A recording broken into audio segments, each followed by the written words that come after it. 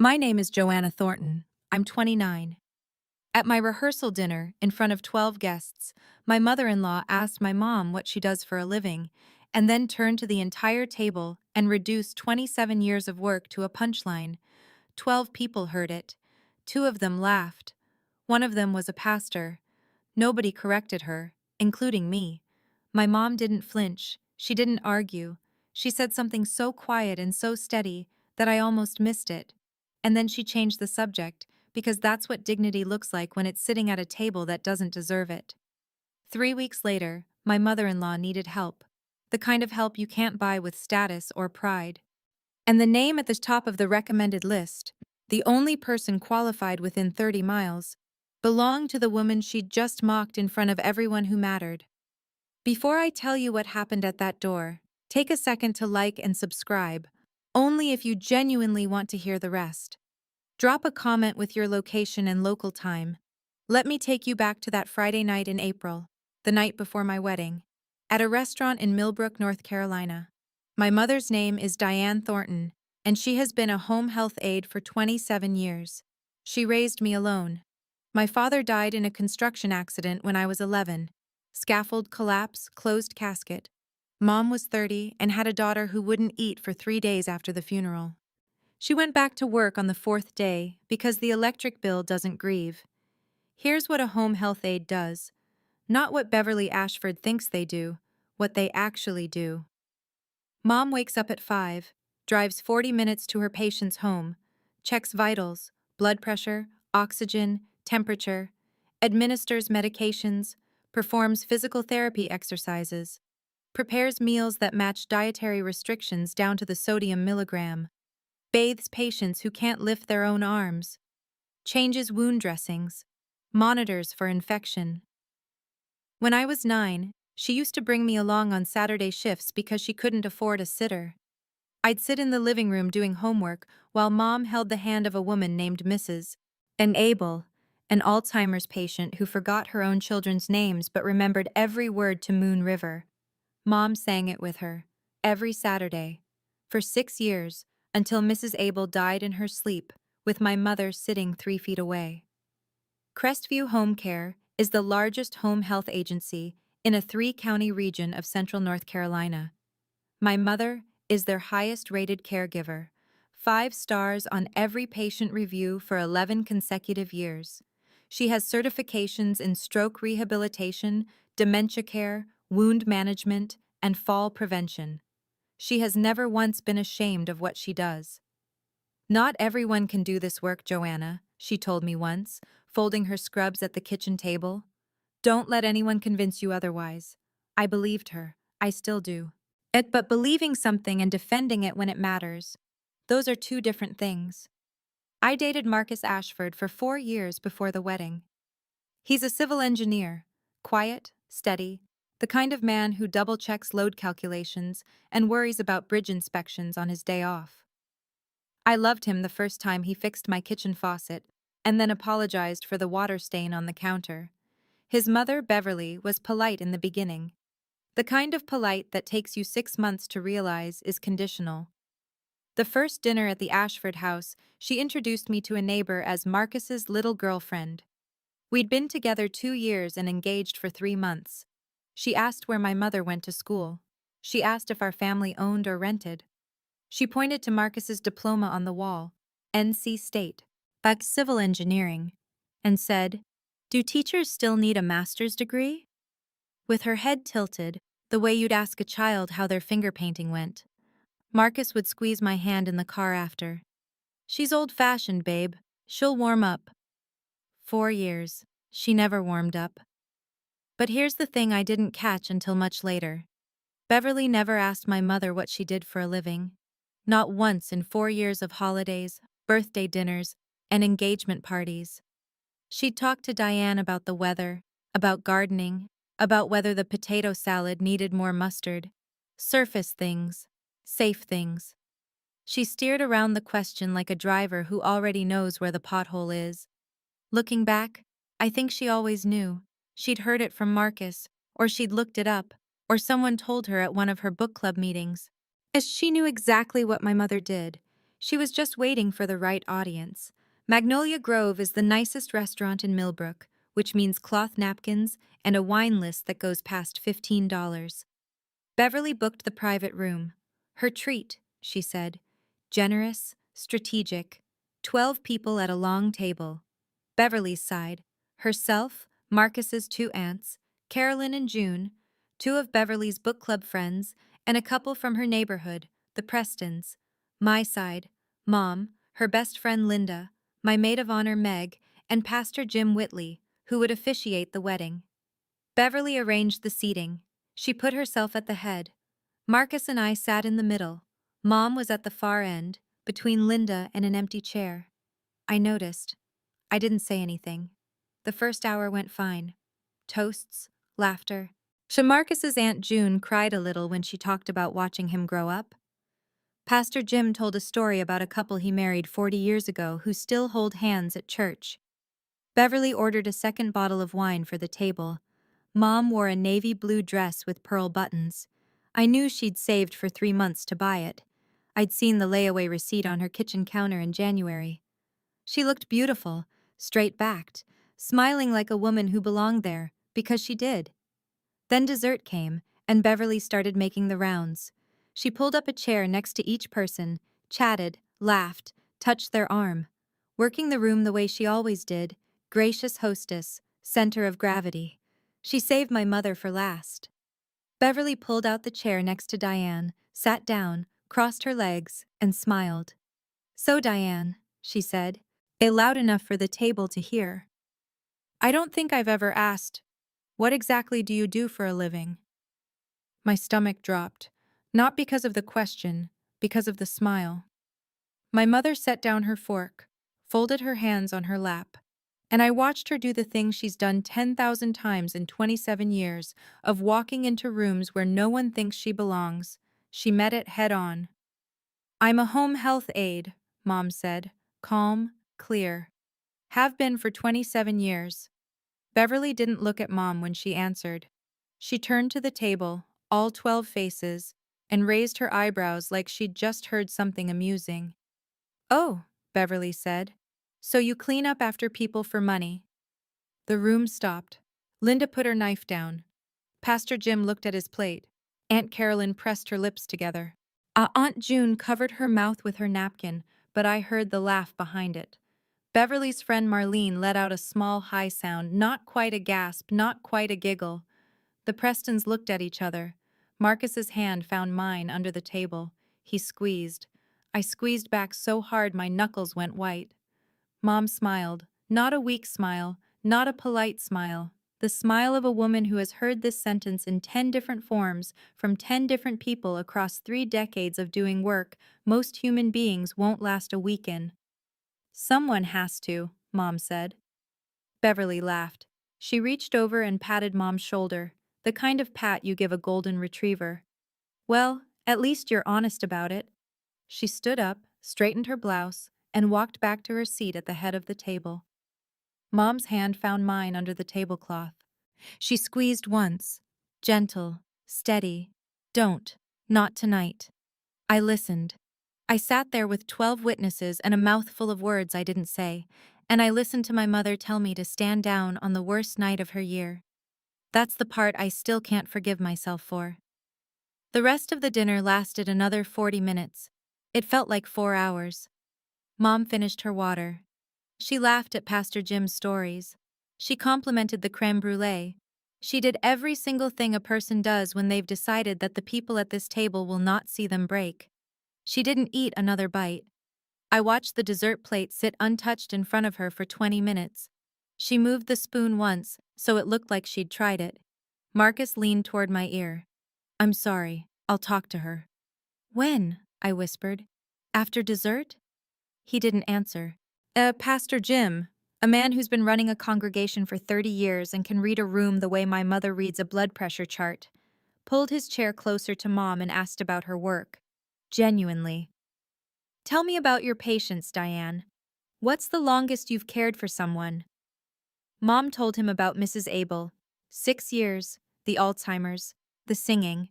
The way Mrs. Abel's son cried at the funeral and told Diane, You gave my mother 6 more years of feeling like herself.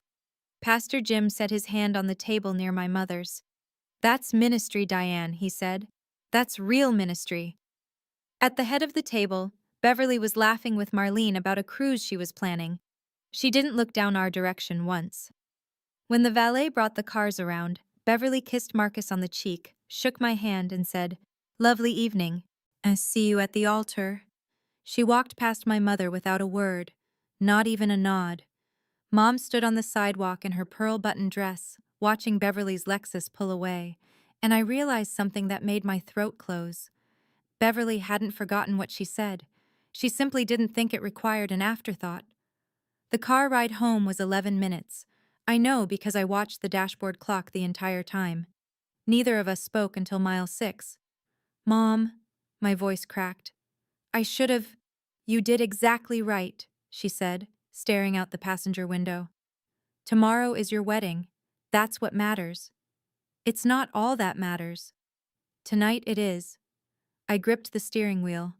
Mom's hands were folded on her purse, the same way she folds them on her lap when a patient's family member says something cruel about the care she provides, and she has to be professional because the patient still needs her at 6 a.m. I'd watched her do it my entire life.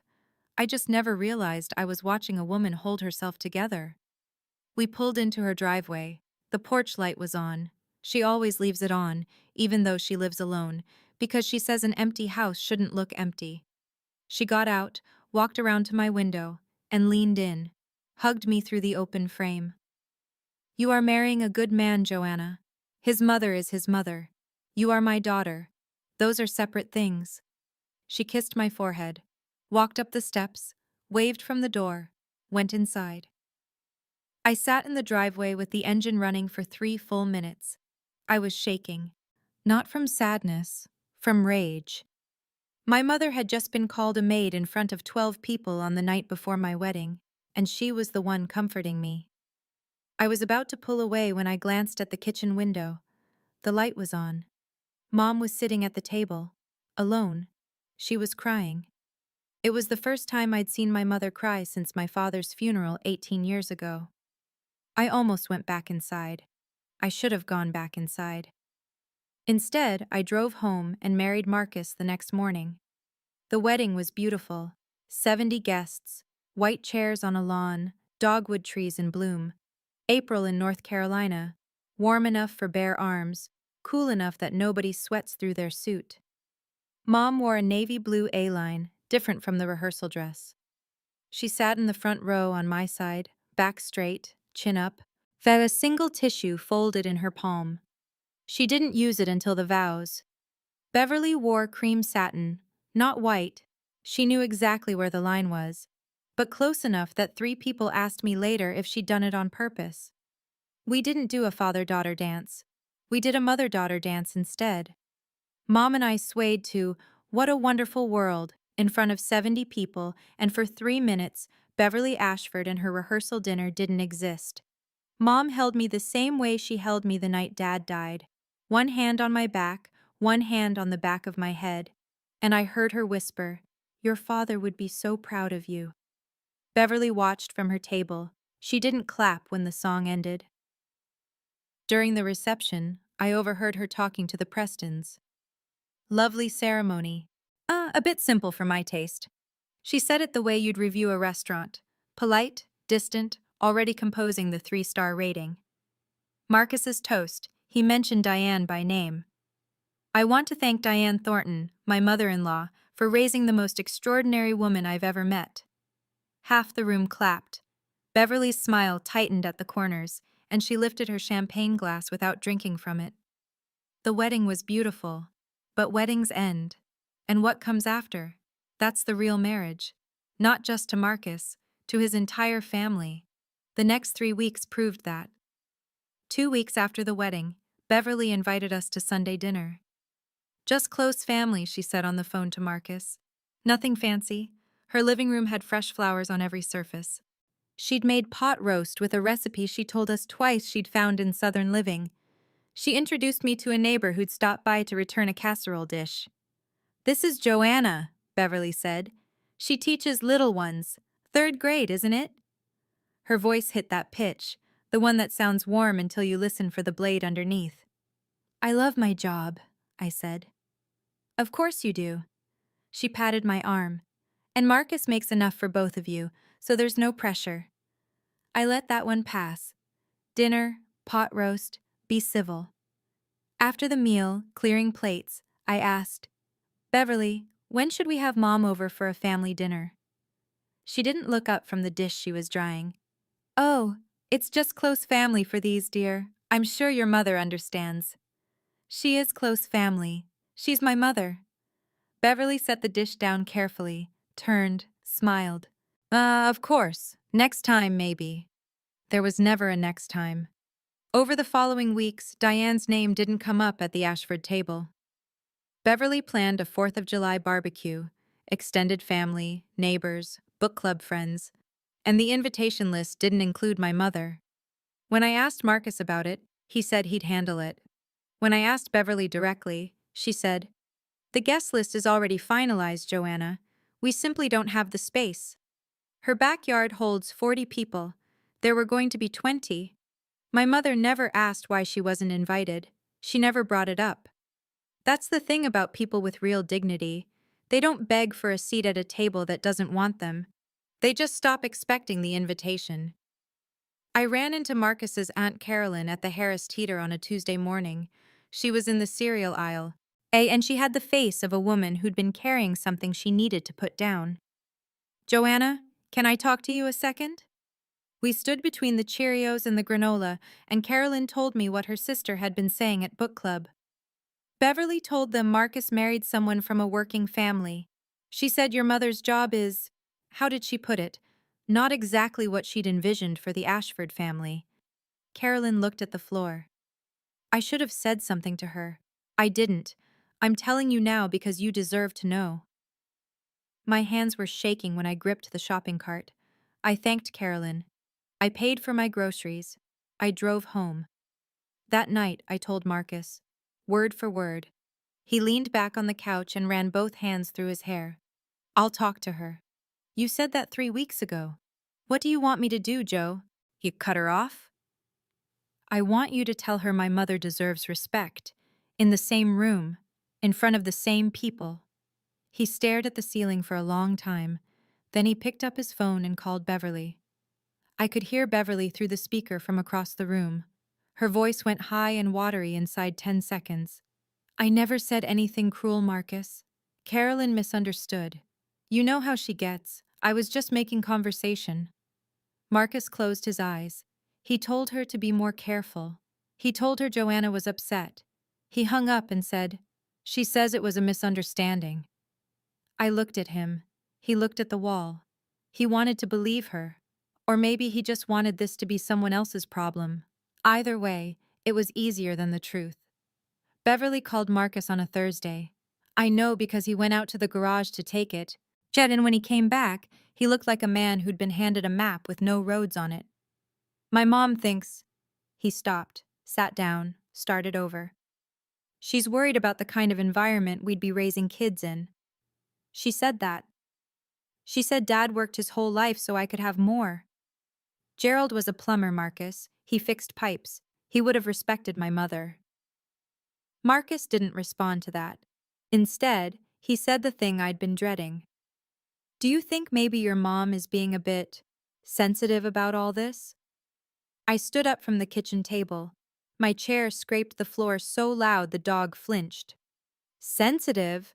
She smiled when your mother called her a maid in front of 12 people. She held my hand under the table and told me to stay calm. On the night before my wedding. If anyone in this story is the least sensitive person alive, it's Diane Thornton. We slept in separate rooms that night, first time since the honeymoon. The next morning, I woke up to the sound of Marcus on the phone in the kitchen.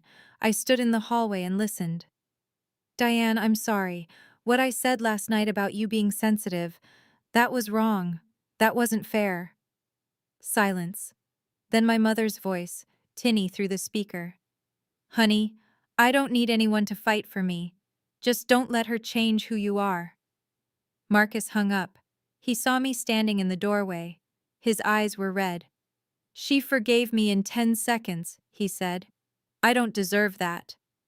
No, I said. You don't. But she's going to give it to you anyway. That's the difference between her and your mother. I called Beverly the next afternoon. I sat on the edge of my bed, pressed my feet flat against the floor, and made my voice as level as foundation concrete. Beverly, I need you to stop speaking about my mother behind her back. She has done nothing to deserve it. 3 seconds of silence. I counted. I see, Beverly said. Her voice went cold and dry, like paper left in the sun. So this is what my son married into. Someone who calls to lecture her mother-in-law. I'm not lecturing, I'm asking. You're telling, there's a difference. And in my family, daughters-in-law don't tell mothers anything. She hung up. I heard the click in my sternum. 14 minutes later, Marcus's phone rang. I was close enough to hear Beverly's voice through the case. Your wife just called to threaten me, Marcus. I was so upset I had to sit down. Is this what our family has become? I can't even speak freely without being policed? I watched Marcus's face, and he held the phone slightly away from his ear, the way you hold something too hot. Mom, she didn't threaten. She told me to stop talking, in my own home, on my own telephone. Marcus looked at me. I looked back. I did not help him.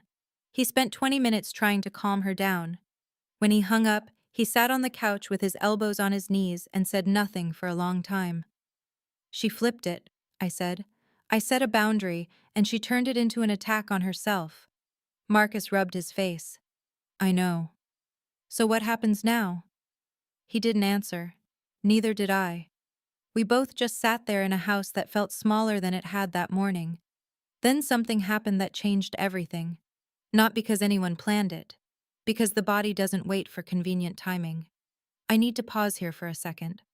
When Beverly hung up that phone, and I sat on my bed and realized something. I'd done the right thing, and she'd made me the villain for it. I set a boundary, and she rewrote the story so that I was the aggressor and she was the victim. If you've ever drawn a line with someone and had them convince everyone you were the unreasonable one, tell me in the comments, how did you handle it? And if you're still here, hit that like button because the next part is where everything shifts. The following Saturday, I drove over to Mom's house for lunch.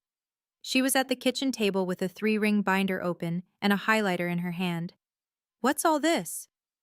Re-certification, she said, flipping a page. Stroke rehabilitation care. Crestview requires it every 2 years. I sat down across from her and picked up a loose sheet. Diagrams of the brain. Sections labeled ischemic, hemorrhagic, transient. Notes in Mom's handwriting along the margins. Clean, precise, the kind of notes a surgeon would recognize. Post-stroke patients need specialized attention, Mom said without looking up. Swallowing therapy, fall prevention, early detection of secondary events. Most aides aren't trained for it. I am. How many aides at Crestview have this certification? In our 3-county area, 2, me and a woman in Raleigh who's about to retire. I quizzed her from the study guide while we ate turkey sandwiches. I'd ask about warning signs for a TIA, a transient ischemic attack, a mini-stroke, and she'd answer before I finished the question. Sudden numbness, slurred speech, vision loss in one eye, confusion, difficulty swallowing. What's the response window? You call 911 immediately. Every minute counts. Brain tissue doesn't wait. She closed the binder and stacked it with 3 others on the counter. 27 years of continuing education. Certifications renewed, skills sharpened, knowledge updated. The same woman Beverly Ashford reduced to cleaning up after people could identify a stroke faster than most people could dial their doctor's office. Before I left, Mom mentioned one more thing. Crestview just renewed their contract with Blue Cross for the Tri-County area. Only agency in the region with certified stroke care staff on the roster. I nodded and kissed her goodbye. I didn't think anything of it. Just my mom being my mom, always studying, always prepared. I had no idea how soon that preparation would matter. The next Sunday dinner at Beverly's, And I noticed something on the kitchen counter I hadn't seen before. A prescription bottle. Large, orange. The label faced away, but when Beverly stepped into the dining room to adjust a place setting, I tilted my head just enough to read it. Amlodipine, 10 milligrams, for high blood pressure, a high dose. Beverly came back, saw me near the counter, and swept the bottle into a drawer with one motion. Everyone my age takes something, she said. It's nothing. Over dinner, Marcus brought it up carefully. Mom, Dr. Peters called me last week. He said your blood pressure's been elevated for months. He wants you to come in for a follow-up. Beverly cut her steak. I don't need doctors telling me how to live, Marcus. I've been managing just fine. He said if you don't get it under control, I said I'm fine. The knife hit the plate hard enough to ring. Marcus stopped talking. I watched Beverly's face, flushed deeper than the wine could explain. Her hand trembled slightly when she lifted her glass. Tiny things, the kind of things you catch only if someone has trained you to look for them. I didn't say anything. If I mentioned her health, Beverly would take it as another intrusion, another lecture, another reason to tell Marcus that his wife overstepped. So I ate my green beans and said nothing. Driving home, Marcus stared at the road. Her doctor called me, he said quietly. Not just about the blood pressure. He said if she keeps ignoring this, the stress, the diet, the medication compliance, she's at high risk for a stroke. He paused. Those were his exact words. High risk. I put my hand on his knee. I didn't say what I was thinking, which was, your mother has been carrying stress and anger like a second skeleton for 30 years. The body keeps a record even when the mind refuses to. Tuesday. Lunch break at school. I sat in my classroom with the lights off and a turkey wrap going cold on my desk while I called Mom. Marcus's mother has high blood pressure, I said. High-dose medication. Her doctor is worried. Mom was quiet for a moment. Then, has she had any numbness? Trouble finding words? Sudden headaches? I don't know. She barely speaks to me anymore. Joanna, listen. If anything happens, any sudden symptoms, make sure she gets to a hospital within the first hour. That's the window. After that, options start closing. Mom, why are you telling me this? You don't even like her. I heard her exhale. The sound of a woman who's spent 27 years putting patients before personal feelings. So many times it's not even a choice anymore. It's just how she's wired. I don't have to like her, Mom said. That's not how this works. I sat with that sentence after we hung up, rolled it around in my head while my third graders came back from recess, loud and sandy and completely unconcerned with the weight of adult grudges. My mother had just given me emergency medical guidance for a woman who'd called her a maid in front of 12 people. She didn't hesitate. She didn't add a disclaimer. She didn't say, well, she deserves whatever happens. She gave me the information because that's who she is, a caregiver. On the clock and off it. Beverly, meanwhile. I couldn't bring herself to say my mother's name at a dinner table. That's the gap. That's the whole distance between these two women. One who takes care of people she doesn't like, and one who can't respect the person who takes care of people for a living. 11 days later, I got the call. Memorial Day weekend. Beverly hosted a barbecue. Marcus had insisted, firmly, for the first time in our marriage, that Diane be invited. Beverly agreed the way she agrees to everything she plans to undermine, with a smile and a "how lovely." 20-some people in the backyard, neighbors, book club friends, extended family, burgers on the grill, cooler full of sweet tea, a Bluetooth speaker playing Motown from the patio. Beverly made introductions. She went person by person around the yard, giving everyone their full title. This is Dr. Simmons, our family dentist. This is Margaret. She runs the Arts Council. This is Frank Preston. He just retired from the bank. She got to my mother. And this is Diane. She's Joanna's mother. She helps old people at their homes. 27 years of medical certifications compressed into 8 words. Mom held her plastic cup of lemonade and said nothing. Marlene, Beverly's closest friend, the same woman who'd half laughed at the rehearsal dinner, asked Mom a follow-up. What exactly does that involve, Diane? Mom started to explain.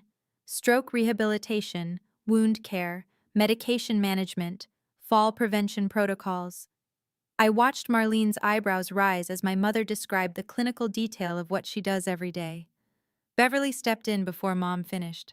Marlene, Diane's being modest. She basically cleans houses and keeps company. Beverly touched Mom's elbow. It's very sweet. Small laughter from Beverly's circle. Not everyone, but enough. Enough to make the air taste like the rehearsal dinner all over again. Linda, Mom's best friend, a woman who does not suffer fools, stood up from her lawn chair. Diane is a certified medical caregiver, Linda said. Stroke and dementia specialization. She saved lives. I've watched her do it. Beverly's smile didn't flicker. How lovely.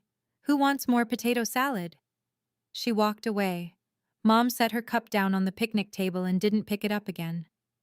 An hour later, inside the kitchen, just Beverly, me, and Aunt Carolyn loading plates into the dishwasher. Beverly thought it was safe, family only, no witnesses who mattered. As she pulled off her oven mitts and said it like she was reading from a grocery list. I told Marcus before the wedding. He could do better. A teacher and a maid's daughter. She shook her head. The Ashfords have standards, Joanna. We've never married down. Carolyn stopped moving. I could hear the barbecue through the window, people laughing, someone calling for more ice. And here, in this kitchen, Beverly Ashford was saying out loud what she'd been whispering for months. Your mother is a nice woman, Beverly continued. But let's not pretend her job is anything special. Anyone can do it. I set the plate down on the counter, carefully, because if I held it 1 second longer, I would have thrown it. Anyone? I said. Can you, Beverly? Can you turn a stroke patient every 2 hours so they don't get bed sores? Can you clear an airway? Can you hold someone's hand while they're dying and then drive home and cook dinner for your 11-year-old daughter? Beverly's chin lifted. Don't you dare raise your voice in my house. I'm not raising my voice. My hands were steady. My pulse was not. I'm asking you a question. She didn't answer. She looked at Carolyn, who looked at the floor. Then Beverly picked up her oven mitts, said, I think the burgers need checking, and walked out the back door. Carolyn exhaled. Joanna. Don't, I said. Not right now. I stood alone in Beverly Ashford's kitchen, surrounded by her china and her copper pots and her framed Better Homes covers, and I thought, this woman has no idea what's about to happen, neither did I. But life has a way of answering questions that people refuse to. The car ride home from the barbecue was the quietest 10 miles of my marriage. Marcus gripped the wheel at 10 and 2. I sat with my arms crossed, staring at the road. 5 minutes in, he spoke first. Joe, she's my mother. And Diane is mine. Which one of them got humiliated today? He opened his mouth, closed it, opened it again. Both things can be true. She can be wrong and still be my mother. Then act like it. Tell her it's wrong, not to me, to her, in front of the same people who heard her say it. You're asking me to embarrass her. She embarrassed my mother twice, in public, with an audience. I'm asking you to correct the record. Marcus didn't promise. He didn't deflect. For the first time since the rehearsal dinner, he said the words I'd been waiting to hear. You're right. What she said about your mom, at the dinner, is today, it's not okay. It was never okay. I looked at him. His jaw was tight. His eyes were wet. I'll talk to her, he said. This week. For real this time. I'll sit her down and tell her that Diane is family, and if she can't treat her with basic respect, then we have a problem. Thank you. Don't thank me. I should have done it 6 months ago. He reached for my hand. I gave it to him. That conversation was on a Sunday. Marcus planned to visit Beverly on Wednesday after work. He'd rehearsed what he wanted to say. I heard him practicing in the shower Tuesday night, the way he used to practice presentations for his engineering firm. He never made it to Wednesday. On Tuesday afternoon, at 2:14 p.m., my phone buzzed in the middle of a spelling lesson. Marcus. Mom had a stroke. Millbrook Memorial. It's bad. I asked my co-teacher to cover my class. I drove to Millbrook Memorial in 14 minutes. I don't remember a single stoplight. Marcus was in the ER waiting area, elbows on knees, still wearing his hard hat from the job site. His face was gray. What happened? Her neighbor found her on the kitchen floor. She'd been trying to make lunch, dropped a pan, couldn't get up, couldn't speak. When? About an hour ago. The neighbor called 911 at 1:15. They got her here by 1:40. 45 minutes. Inside the window. Mom's voice in my head. If anything happens, make sure she gets to a hospital within the first hour. Beverly had made it. Barely. The ER doctor came out 20 minutes later. Young, calm, the kind of calm that comes from saying hard things 100 times. Ischemic stroke, right hemisphere. She's lost motor function on her left side, arm, leg, partial facial paralysis. Speech is significantly impaired. Marcus grabbed my hand. Is she going to recover? With rehabilitation, there's a chance she'll regain partial function, but she's going to need long-term in-home care. 3 to 6 months minimum, possibly longer. The doctor gave us a packet, forms, instructions, a list of approved providers. Marcus opened it with shaking hands. Her insurance covers in-home rehabilitation through contracted agencies, the doctor said. The social worker will walk you through the options. I looked at the first page, a list of approved home care agencies covered by Beverly's Blue Cross plan in the Tri-County area. The first name on the list was Crestview Home Care. I closed the folder, sat down, and stared at a water stain on the ceiling tiles, while the world rearranged itself around a fact that was so simple, it almost seemed made up. The woman Beverly mocked was about to become the woman Beverly needed. Marcus called Crestview the next morning from Beverly's hospital room. I was there. Beverly was asleep, sedated, left side motionless, a thin line of drool on the pillow that a nurse wiped every 20 minutes. I listened to Marcus explain the situation to the scheduler. Ischemic stroke, right hemisphere, needs in-home rehabilitation, swallowing therapy, physical therapy, daily care. The scheduler asked, does she require stroke-specialized rehabilitation? Yes. Let me check our roster for your zip code. Pause. Keyboard sounds. We have one certified stroke rehabilitation specialist available in your service area. I'll assign her to the case. Marcus's phone buzzed with the confirmation email. He looked at the screen. Then he looked at me. You've got to be kidding me. I took the phone. The assignment read, Caregiver, Diane M. Thornton, CNA. Certification, Stroke Rehabilitation, Dementia Care, Wound Management. Patient rating, 5.0, 11 consecutive years. Marcus called back immediately. Is there someone else? Anyone else?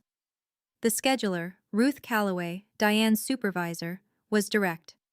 Mr. Ashford, Diane Thornton is the highest-rated caregiver on our staff. She's also the only aide with stroke rehabilitation certification within a 30-mile radius. If you want to request a transfer from our Raleigh office, the wait is 2 to 3 weeks. Marcus rubbed his eyes. We can't wait 3 weeks. Then Diane starts Monday. He hung up. Though we sat in the hospital room, listening to the beep of Beverly's heart monitor, and Marcus said, I have to call Diane. He dialed. I watched his face as it rang. Diane, it's Marcus. I know this is awkward. You don't have to do this. My mother's voice, steady as a level. Is she getting the care she needs right now? No. Then I'll be there Monday morning. Sunday night. I drove to Mom's house. She was in the living room, packing her medical bag on the coffee table the way a soldier packs a kit. Everything in its place, nothing extra, nothing missing. Blood pressure cuff, stethoscope, disposable gloves, 3 sizes, swallowing therapy cards, range of motion exercise guides, pressure sore prevention cream, wound dressing supplies, a small notebook with a blue pen clipped to the cover. Mom, I stood in the doorway. She called you a maid, in front of everyone, twice. You don't owe her a single thing. Diane zipped the blood pressure cuff into its pouch, didn't look up. You're right. I don't owe her anything. Then why are you doing this? She stopped packing, straightened up, looked at me with the same steady eyes that have looked at 100 families sitting in 100 living rooms asking why their parent won't eat, why their mother doesn't remember their name, why the bruises won't heal. The woman who had a stroke, the one who can't feed herself right now, she's not the same person who said those things at that dinner. She is the same person, Mom. Maybe. Diane closed the bag, snapped the clasps. But I'm also the same person, and this is what I do. She lifted the bag off the table, tested the weight, set it by the front door. I'm not going there for her, Joanna. I'm going because if I don't, I'm not the person I've told you I am for 27 years. I hugged her in the hallway. She smelled like laundry detergent and the cocoa butter lotion she's used since I was a kid. She held me for 10 seconds, then pulled back and said, "Go home. Kiss Marcus.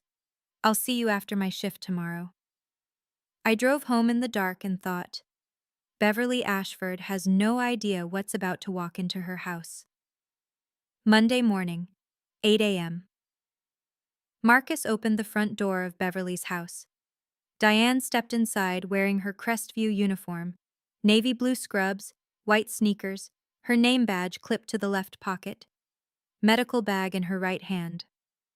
27 years of training behind her eyes. At the hospital bed had been set up in the living room, the same room where Beverly used to host her book club, where the Ashford family portrait hung above the mantel in a gilded frame. Beverly in the center of that photograph, hands folded, chin high, the queen of everything she surveyed. The Beverly in the bed was someone else. Left side of her face slack, left arm resting on a pillow, motionless. Her right hand gripped the blanket like a rope over a cliff. She saw Diane. Her eyes went wide. She tried to speak. The words came out bent, half-formed. No, not her. Diane set her bag on the side table, washed her hands at the kitchen sink, pulled on gloves, walked to the bedside with the same measured pace she walks into every patient's home, calm, certain, unhurried. Good morning, Mrs. Ashford. I'm Diane. Your assigned caregiver from Crestview Home Care. I'll be here Monday through Friday, 8 to 4. She opened her bag and pulled out the blood pressure cuff. Let's start with your vitals. Beverly turned her face toward the wall. Diane placed the cuff on her right arm, inflated it, read the numbers, and wrote them in her notebook. Beverly didn't resist. She couldn't. Marcus stood in the doorway.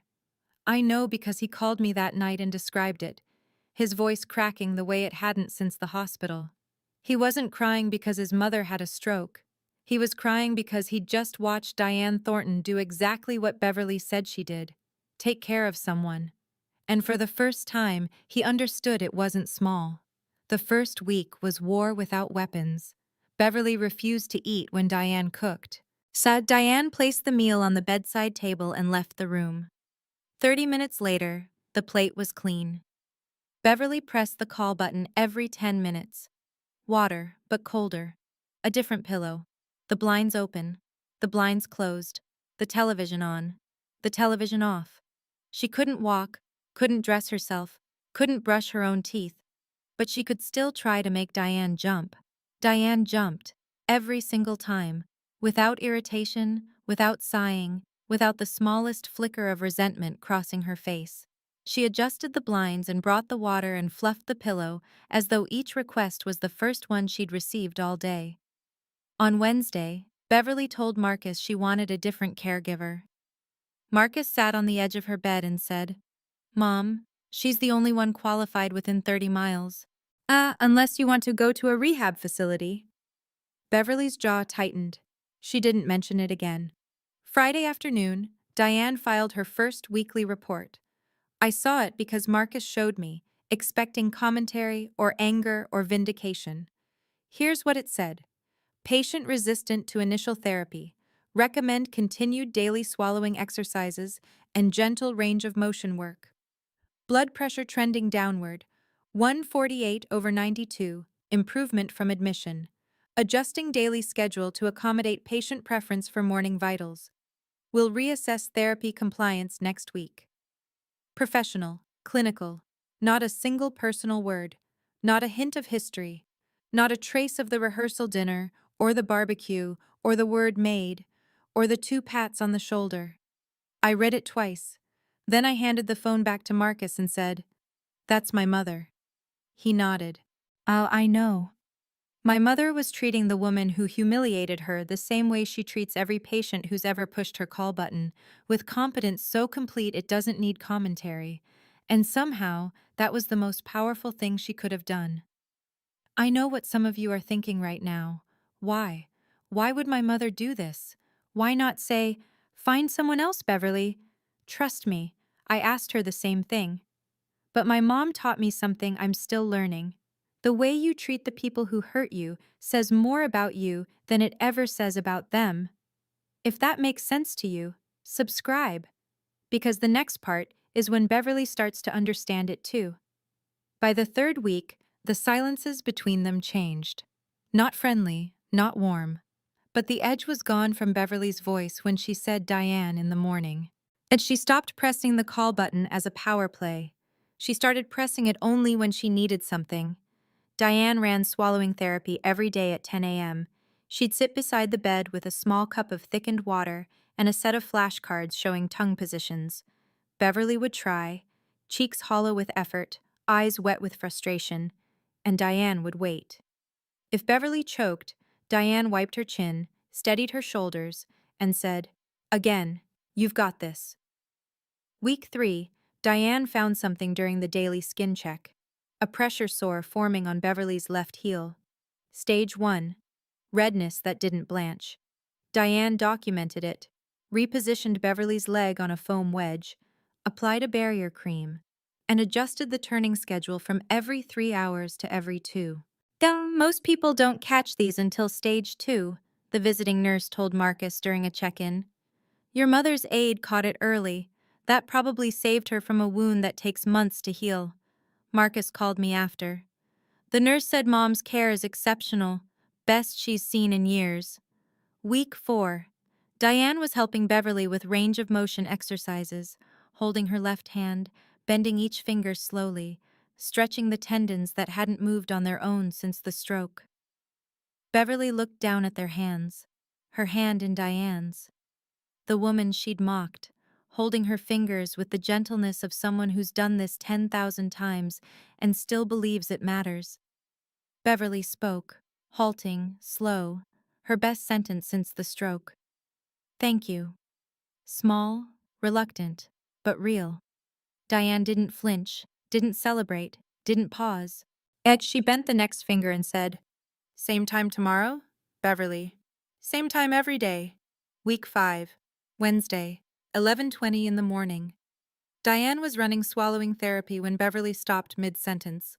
Not a pause, a stop. Her left eye closed. Her right hand, which had been holding the therapy cup, went limp. The cup hit the mattress and rolled. Diane didn't freeze. She moved the way a surgeon moves when the monitor flatlines, with speed that looks like calm because panic has been trained out of it. She checked Beverly's responsiveness. "Beverly, Beverly, can you hear me? Squeeze my hand." No squeeze. Diane positioned her on her side, checked the airway, grabbed her phone and dialed 911. "This is Diane Thornton, certified home health aide, patient ID 4721.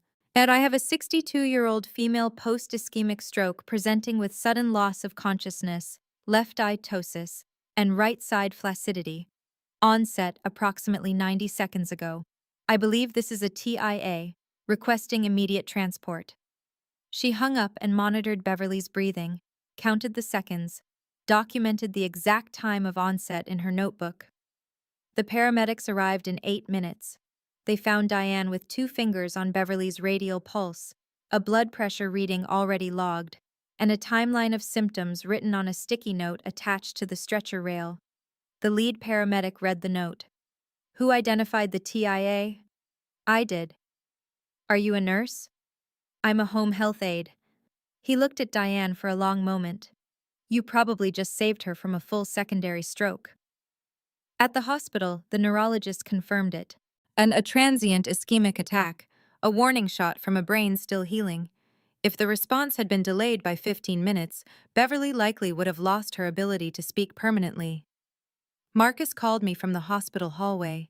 His voice was shaking in a way I'd never heard before. Your mom just saved my mom's life, Joanna. And for the first time in our marriage, I heard Marcus Ashford cry. That evening, our front porch, 2 rocking chairs and the sound of crickets. Marcus sat with his hands between his knees, staring at the lawn. I rocked beside him and waited. Some conversations need to arrive on their own schedule. She called your mom a maid, Marcus said. And your mom just saved her life. I didn't respond. He didn't need me to. I should have said something at that dinner. And I should have stood up when she said it at the barbecue. I kept telling myself it wasn't that bad, that mom was just being mom, that it would blow over. He rubbed his face with both hands. It was that bad. I know. How do I fix this? I stopped rocking, looked at him. You don't fix it. You start different. He nodded slowly. I need to tell your mother, not just apologize. Tell her what I should have said months ago. At the dinner, at the barbecue, every time I sat there and let it happen. I think she'd appreciate that. And I need to talk to Mom. He leaned back. The chair creaked. Not about the stroke, about what she did, about who Diane is. Because if my mother can lie in that bed and still not understand the kind of person who's taking care of her, then I need to be the one to say it out loud. I reached over and held his hand. Tell your mother first. She needs to hear it from you. Marcus looked at me. In the porch light, I could see the boy his mother raised. Kind, cautious, loyal, finally catching up to the man he needed to become. And Pastor Jim was right, Marcus said quietly. What your mom does, it is ministry. He went to see Beverly the next afternoon, alone. Marcus told me about it that night. Every word. Beverly was sitting up when he arrived, not in the hospital bed anymore, but in a wheelchair by the window. Her left hand rested on the armrest, fingers curling and uncurling in the slow rhythm Diane had been practicing with her every morning for a month. Marcus pulled a chair in front of her, close, face to face. Mom, I need to say something, and I need you to listen. Beverly's mouth tightened. She started to speak, the same defensive posture she'd worn like armor for 62 years. But Marcus held up his hand.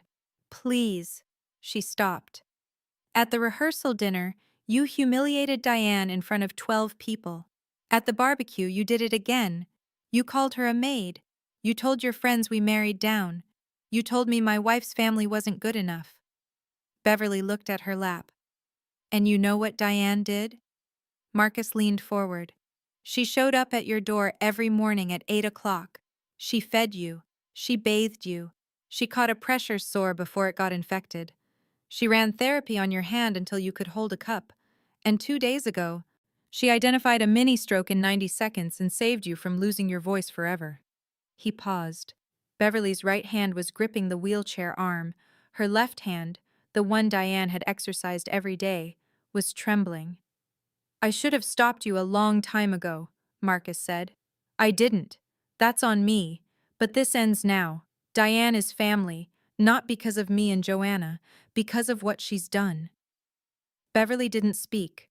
For the first time in my husband's memory, his mother had no rebuttal, no tears, no victim speech.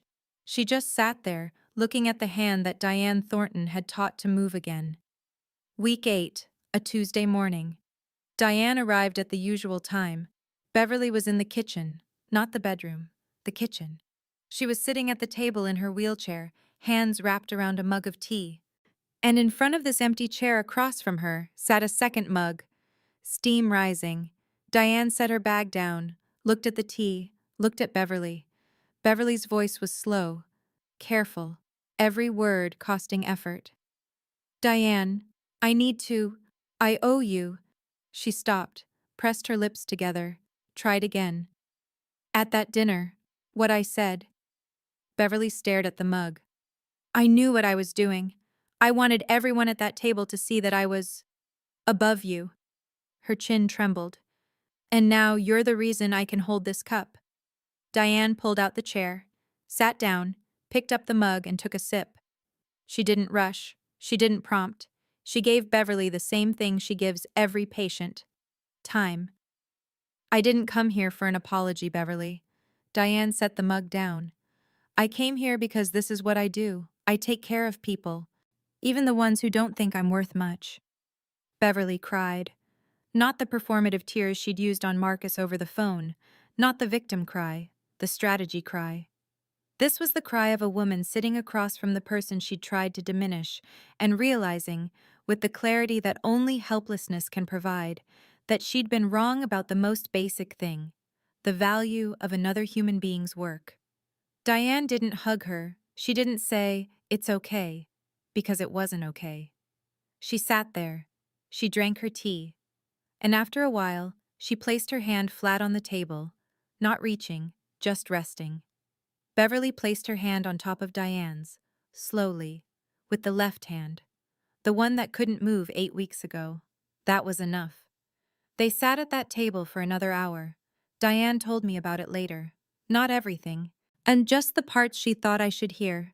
Beverly told her about Gerald, Marcus's father, a plumber who worked with his hands every day for 35 years and never once complained about the work.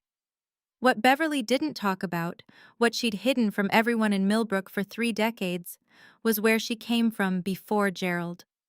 A trailer park outside Fayetteville, a mother who cleaned hotel rooms, a father who left when Beverly was 6, free lunch at school, clothes from church donation bins, the kind of childhood you spend the rest of your life trying to outrun. When I saw you at that dinner, Beverly told Diane, proud of your work, wearing that pretty dress, talking about your patients like they mattered, I saw everything I'd spent 30 years running from. She wiped her eyes with the back of her right hand. I didn't humiliate you, Diane. I was trying to humiliate the part of myself I can't get rid of, and you were standing right there. Diane listened. She didn't nod. She didn't say, I understand. She said what she meant. I hear that, Beverly. And I'm sorry about your childhood. But you hurt me. In front of people I respect. That doesn't go away because you explain it. Beverly nodded. I know. And I wasn't ashamed. Not at that dinner, not at the barbecue, not once in 27 years. Diane paused. The only person at that table who was ashamed of blue-collar work was you. Beverly flinched. A small one, but real. But I'm still going to take care of you, Diane said. Because that part doesn't change. She stood up, rinsed both mugs in the sink, and pulled on her gloves. Ready for therapy? Beverly wiped her face. Ready. News travels in a small town the way water travels through limestone, slowly, quietly, and into every crack. Aunt Carolyn told the book club, not to gossip, to correct the record. The woman Beverly called a maid at the rehearsal dinner is the same woman who caught a mini-stroke and saved Beverly's life. She's been there every morning at 8 for 2 months. The book club told their families. The families told the neighborhood.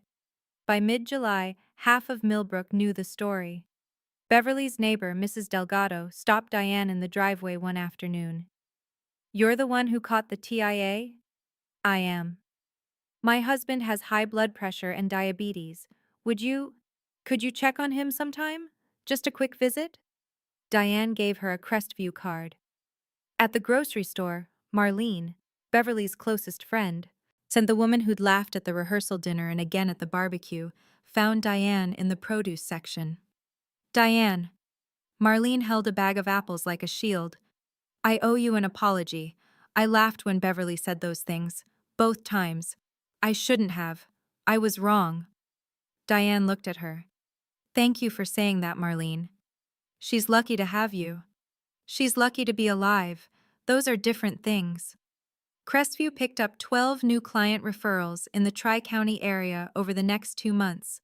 Families calling and asking for the aide who saved that woman's life.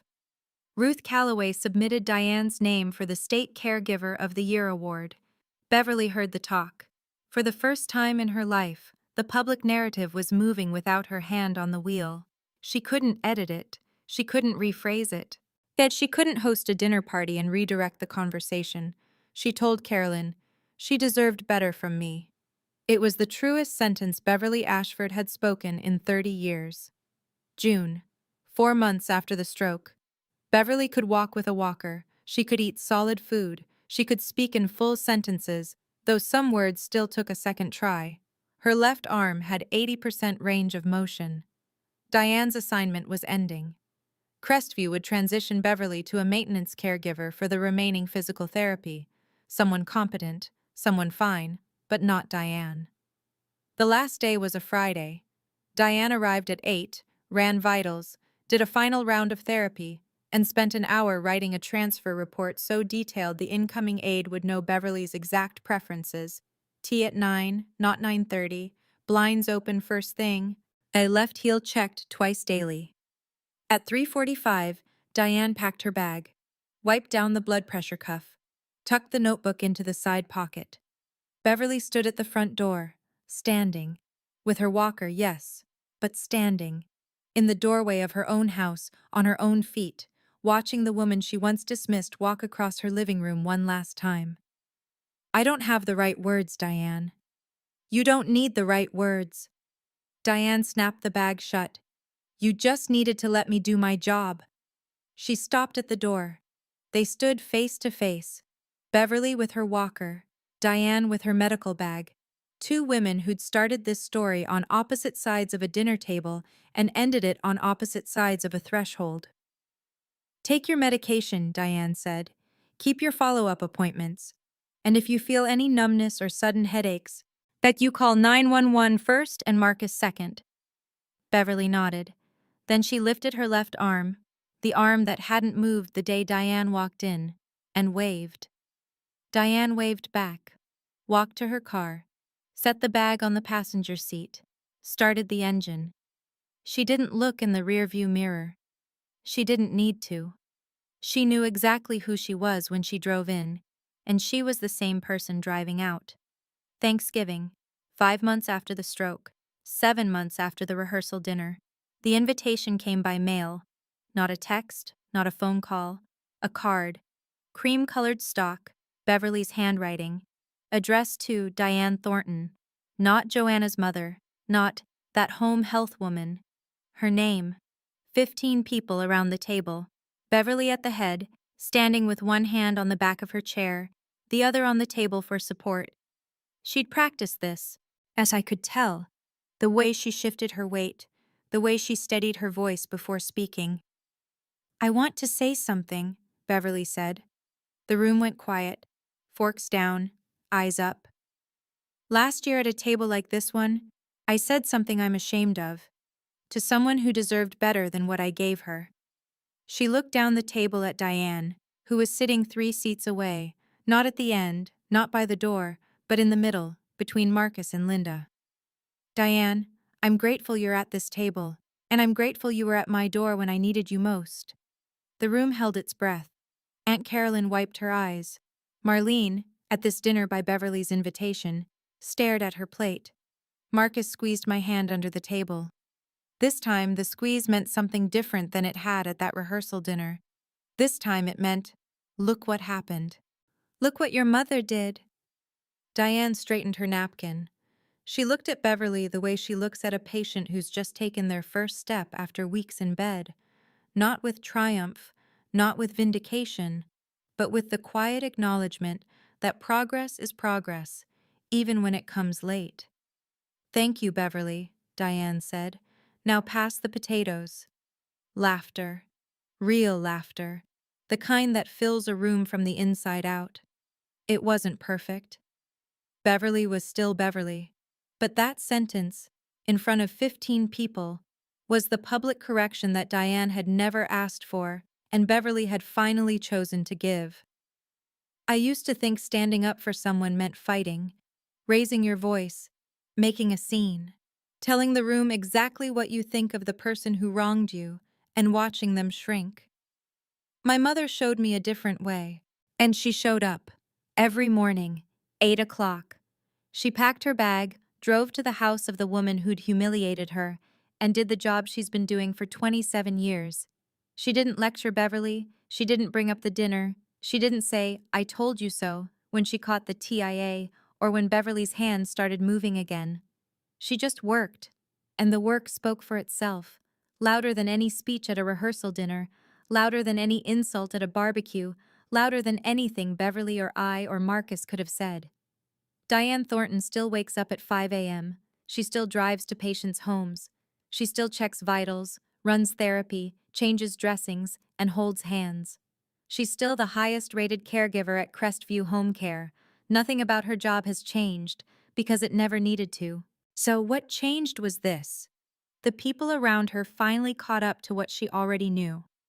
My mother doesn't have a fancy title, she doesn't have a corner office or a gilded frame on the wall, but she has something Beverly Ashford spent 62 years trying to buy and never could: the ability to walk into any room, any house, any situation, and know exactly who she is. She's worth more than anything Beverly ever put on a resume. And the 12 people at that rehearsal dinner? Every single one of them knows it now. If someone in your life has ever been looked down on for what they do, a teacher, a janitor, a cashier, a nurse's aide, a caregiver, tell them about this story. Because what they do matters, even when the world pretends it doesn't. A few months after Thanksgiving, I drove to Mom's house on a Saturday morning, but I had something to tell her. She was in the kitchen, where else? Wiping down the counter after breakfast. The 3-ring binder was on the table again, open to a new certification module. She never stops learning. She never has. "Mom, sit down." She looked at me, read my face the way she reads a patient's chart, quickly, accurately. "You're pregnant. How did you—" "Joanna, I've been reading people for 27 years. Sit down before you fall down." We sat at the kitchen table, the same table where I'd watched her cry through the window the night before my wedding. This time, she cried for a different reason. She held both my hands, and tears rolled down her face, and she laughed at the same time, the way only mothers can. "This baby," she said, wiping her eyes, is going to know what hard work looks like. This baby is going to know what dignity looks like, because of you." She squeezed my hands, held them the way she holds a patient's hands during therapy, firm, warm, certain. The next morning, I imagined her routine: 5 a.m. alarm, coffee, scrubs, medical bag by the door, 40-minute drive to a new patient's house. Vitals check, medication, therapy, lunch, more therapy, documentation, home by 5, dinner alone, study for the next certification, sleep, repeat. 27 years and counting. That's my mother, Diane Thornton. Home health aide. She doesn't clean up after people for money. She holds their lives together when no one else will. She walks into houses where she's needed and sometimes where she's not wanted. And then she does her job with a level of skill and grace that most people will never see because they're too busy looking the other way. And if anyone at any dinner, anywhere, ever asks what my mother does for a living, I'll be the one who answers first this time. That's my story, my mother's story. If you know someone who's ever been looked down on because of their job, a caregiver, a janitor, a teacher, a cashier, send them this video. They need to know someone sees them. And if you've ever been Beverly, if you've ever judged someone for what they do before understanding what it actually takes, that's okay too. Growth doesn't have a deadline. If you liked how this ended, not with yelling, not with revenge, but with showing up every single day and doing the work, then subscribe. And then check the description for more stories like this one. I'm Joanna. Thank you for being here.